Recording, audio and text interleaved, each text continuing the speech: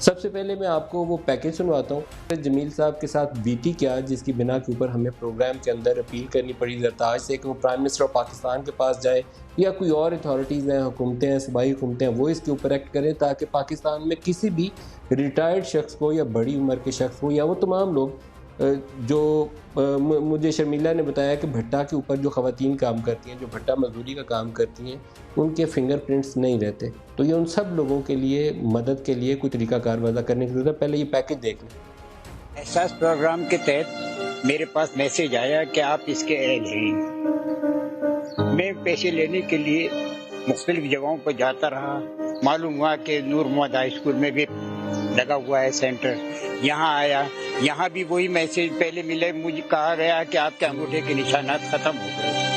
آج 78 سال کے بعد مجھے محسوس ہو رہا ہے کہ میری انگلیوں کے نشان تو ختم ہوئے لیکن میرا وجود بھی ختم ہو گیا، میری خدمات بھی ختم ہو گئی۔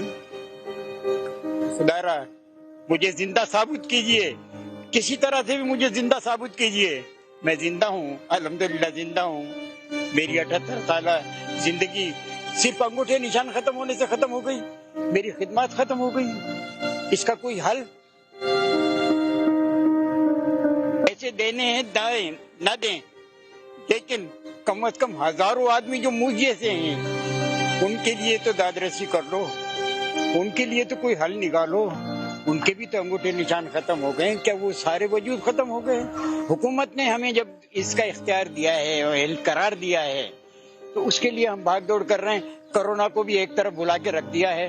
اس بھوک اور پیٹ کے معاملے میں یہ سب سے بڑا جہنم ہے، پیٹ کا بھرنا۔